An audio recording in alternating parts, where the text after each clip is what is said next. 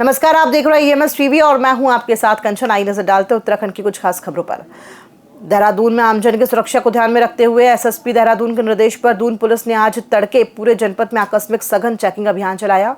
नगर व देहात के सभी थाना क्षेत्रों में क्षेत्राधिकारियों के नेतृत्व में पुलिस टीमों ने सीमावर्ती चेक पोस्टों, आंतरिक मार्गों, धार्मिक स्थलों, भीड़भाड़ वाले इलाकों और अन्य संवेदनशील स्थानों पर व्यापक चेकिंग की। अभियान के दौरान पुलिस ने लगभग 1782 वाहनों की जांच की और 3374 व्यक्तियों से पूछताछ कर सत्यापन संबंधी जानकारी जुटाई।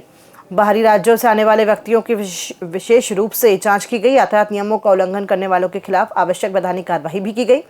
SSP देहरादून के निर्देशों के अनुसार संदिग्ध गतिविधियों पर रोक और सुरक्षा व्यवस्था मजबूत बनाए रखने के लिए ये सघन चेकिंग अभियान निरंतर जारी रहेगा।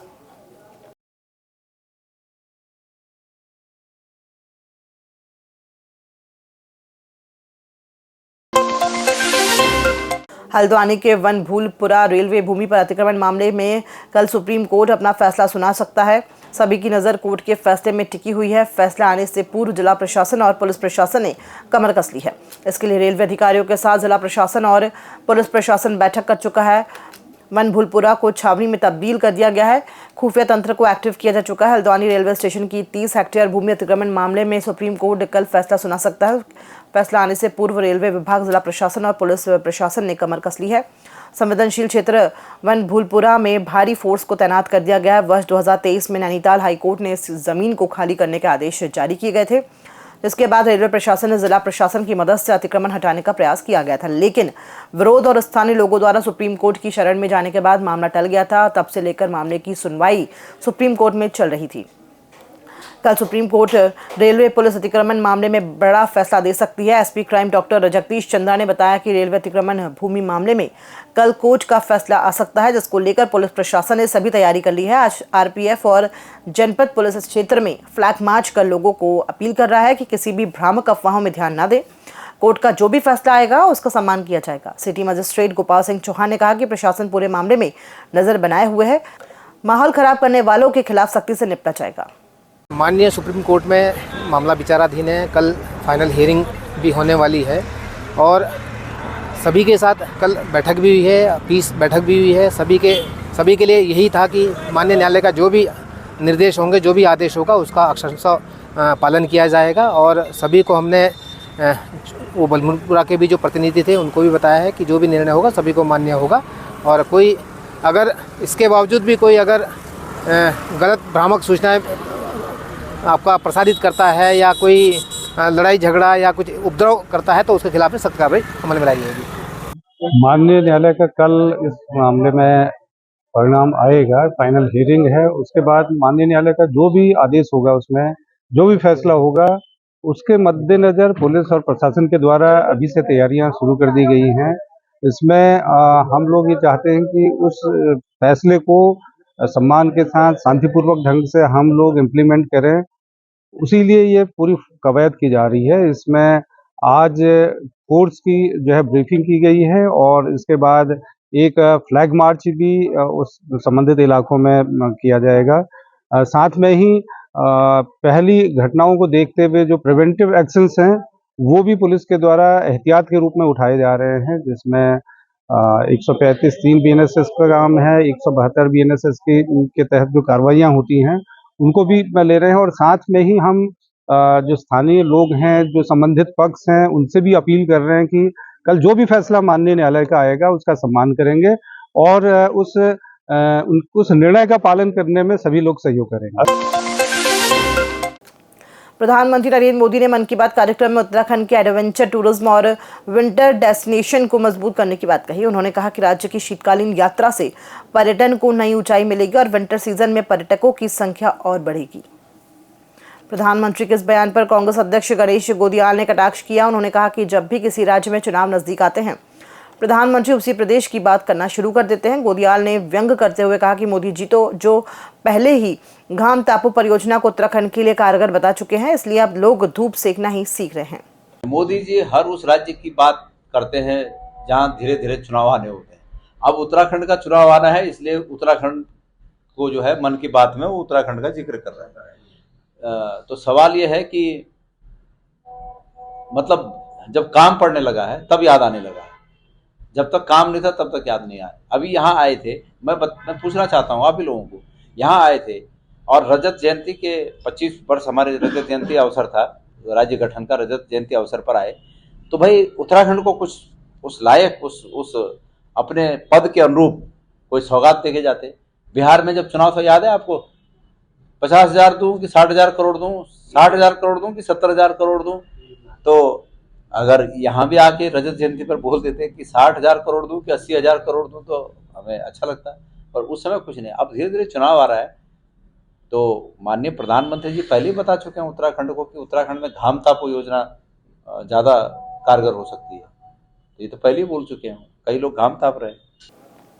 इस पर बीजेपी ने कांग्रेस को कठोर जवाब दिया। प्रदेश महामंत्री दीप्ति भारद्वाज ने कहा कि कांग्रेस नेताओं को अपनी याददाश्त दुरुस्त करनी चाहिए, क्योंकि प्रधानमंत्री लगातार उत्तराखंड का जिक्र करते रहे हैं। उन्होंने made in Uttarakhand investor summit, 1 district 1 destination, 1 district 1 festival, butter festival से लेकर आदि कैलाश और केदारनाथ तक हर मुद्दे पर पहले भी विस्तार से बात की है।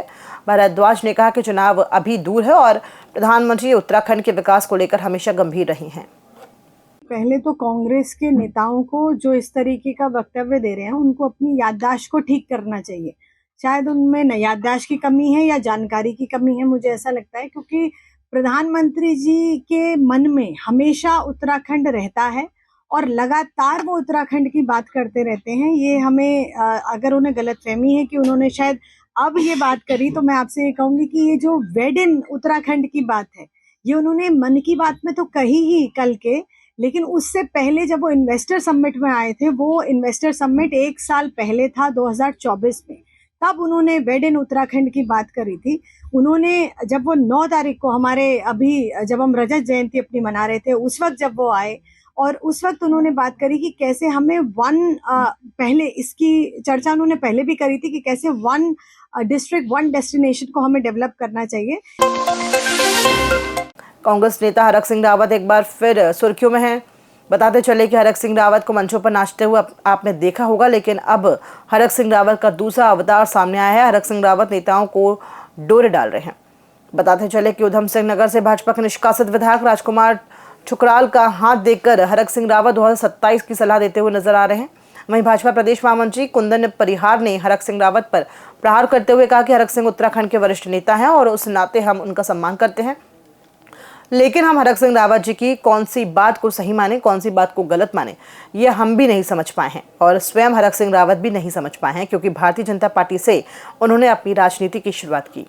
देखिए, हरक सिंह रावत उत्तराखंड के वरिष्ठ नेता हैं और उस नाते हम उनका सम्मान करते हैं, लेकिन हम हरक सिंह रावत जी की कौन सी बात को सही माने, कौन सी बात को गलत माने, ये हम भी नहीं समझ पाए हैं और स्वयं हरक सिंह रावत भी नहीं समझ पाए हैं, क्योंकि वो भारतीय जनता पार्टी से उन्होंने अपनी राजनीति की शुरुआत की। भारतीय जनता पार्टी ने उनको एक अच्छा प्लेटफॉर्म दिया और कुछ समय बाद उन्होंने भारतीय जनता पार्टी को फिर छोड़ दी और फिर वो बहुजन समाज पार्टी में चले गए।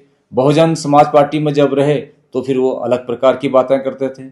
बहुजन समाज पार्टी के बाद फिर वो कांग्रेस में गए।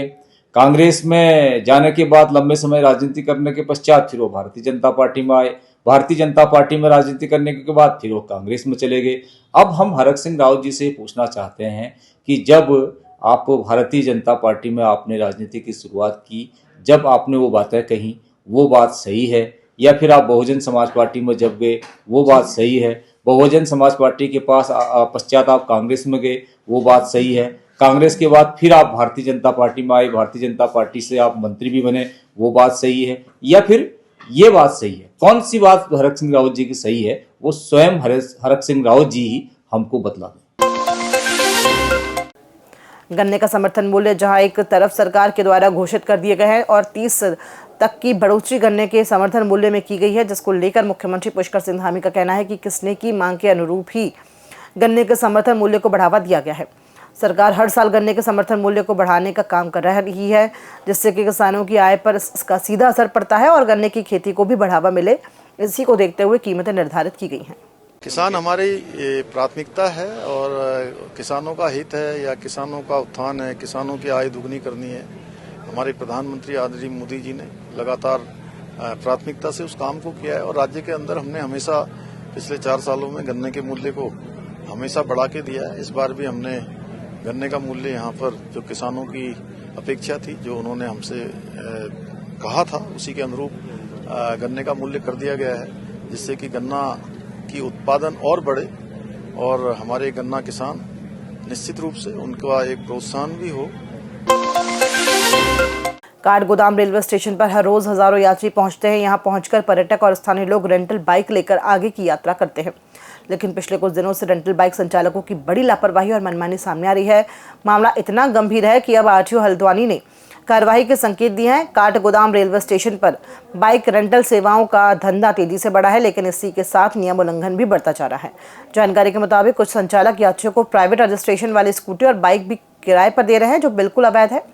इतना ही नहीं, बाहर से आने वाले कई यात्रियों के पास लाइसेंस नहीं होता है, लेकिन कुछ संचालक इस कमजोरी का फायदा उठाते हुए उनसे ज्यादा पैसा वसूल कर बिना लाइसेंस के ही बाइक पकड़वा देते हैं। ये न सिर्फ कानून का उल्लंघन है, बल्कि यात्रियों की जान को भी जोखिम में डालने जैसा है। आरटीओ विभाग की सख्ती से उम्मीद की जा रही है कि इस तरह की अवैध गतिविधियों पर रोक लगेगी और यात्रियों की सुरक्षा सुनिश्चित होगी। फिलहाल विभाग की टीम ने आने वाले दिनों में कार्रवाई के संकेत दे दिए हैं। देखना होगा कि रेंटल बाइक संचालकों की ये मनमानी कब तक रुकती है। Rent a bike cab scheme के तहत जो गाड़ियां, जो भी इसके रजिस्टर्ड ओनर हैं, उनको भी आपके चैनल के माध्यम से मैं कहना चाहूंगा कि कोई भी अगर इस तरह का अनधिकृत संचालन पाया जाता है, जो परमिट की शर्तें हैं जो उनको दी गई हैं, अगर उसका वो उल्लंघन करते पाए जाते हैं तो उनके लाइसेंस को निरस्त करने की कार्रवाई की जाएगी। खबरों में फिलहाल इतना ही। दीजिए इजाजत, नमस्कार।